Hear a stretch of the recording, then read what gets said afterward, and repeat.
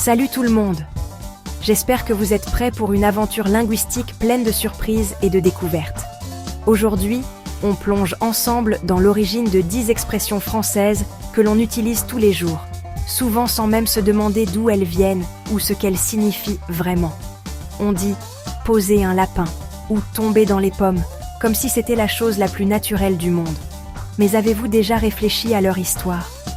D'où viennent ces expressions si imagées et parfois mystérieuses ? J'ai mené l'enquête pour vous, en fouillant dans les vieux livres et anecdotes. Et croyez-moi, certaines histoires derrière ces expressions sont vraiment surprenantes, voire même amusantes. On va voyager ensemble du Moyen-Âge au 19e siècle, en passant par des époques fascinantes, pour découvrir ce qui se cache derrière ces phrases du quotidien et comment elles ont traversé les siècles. Alors, êtes-vous prêts pour un tour express et amusant dans l'histoire de la langue française ? Installez-vous confortablement, c'est parti.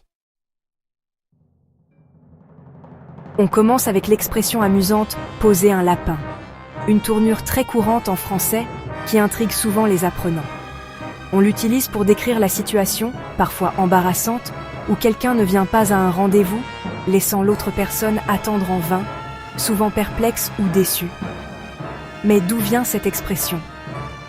Au XIXe siècle, elle avait un sens bien différent.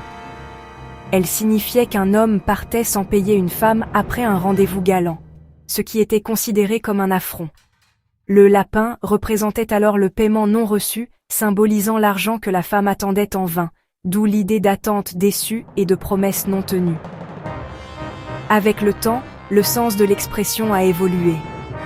Aujourd'hui, il s'agit simplement de manquer un rendez-vous, sans forcément impliquer d'argent ou de contexte galant.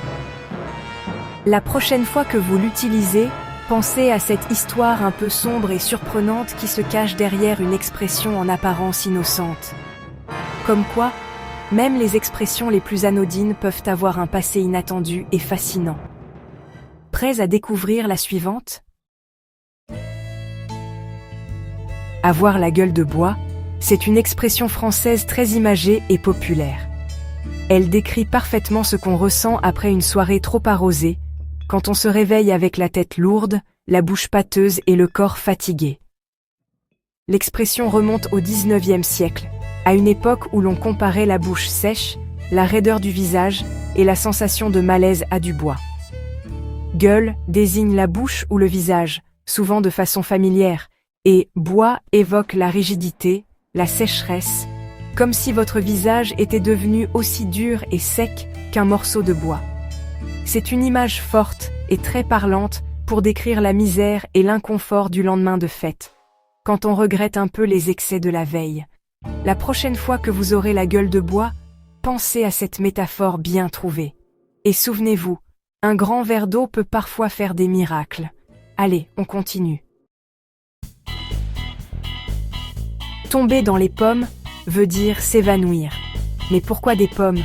À l'origine, on disait tomber dans les pâmes. Se pâmer, c'est perdre connaissance. Avec le temps, pâme est devenu pomme, par déformation. L'écrivaine George Sand parlait même d'être dans les pommes cuites pour dire épuisé. Une simple évolution de prononciation a transformé une expression médiévale en une image fruitée. Passons à la suivante. Casser les pieds, c'est être très agaçant. À l'origine, cela signifiait être épuisé à force de marcher, comme un soldat ou un pèlerin. La fatigue physique des pieds est devenue une métaphore de la lassitude mentale. Aujourd'hui, quelqu'un qui casse les pieds nous fatigue autant qu'une longue marche. Une belle illustration de l'évolution du sens des mots. On enchaîne.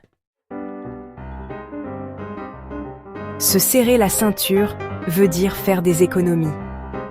L'expression vient de l'époque où, en cas de famine, on serrait sa ceinture pour atténuer la faim.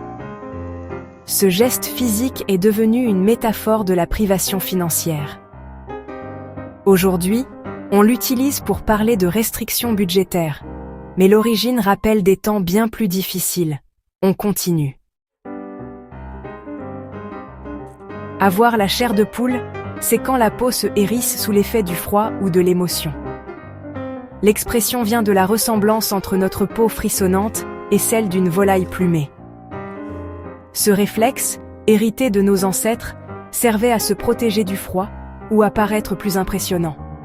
Aujourd'hui, il ne reste que l'expression et le frisson. Passons à la suivante. Faire chou blanc, c'est échouer complètement. Au XVIe siècle, au jeu de quilles, chou était une déformation de coup raté et blanc signifiait zéro. L'expression est sortie du jeu pour désigner tout échec total. Comme quoi, même un loisir ancien peut laisser sa trace dans notre langage. On continue. Avoir un coup de foudre, c'est tomber amoureux d'un seul regard. La foudre, c'est soudain, intense, incontrôlable, comme l'amour fulgurant. L'expression apparaît au XVIIIe siècle, transformant un phénomène destructeur en symbole romantique. Elle capture la puissance et la magie de l'amour instantané. Un bel exemple de poésie dans la langue française. On passe à la suite. Être sur son 31, c'est sortir ses plus beaux habits. L'origine vient du trentin, un tissu de luxe médiéval fait de 3000 fils. Porter du trentin, c'était afficher son élégance. Avec le temps, trentin est devenu 31, et l'expression est restée. L'élégance, une histoire de tradition.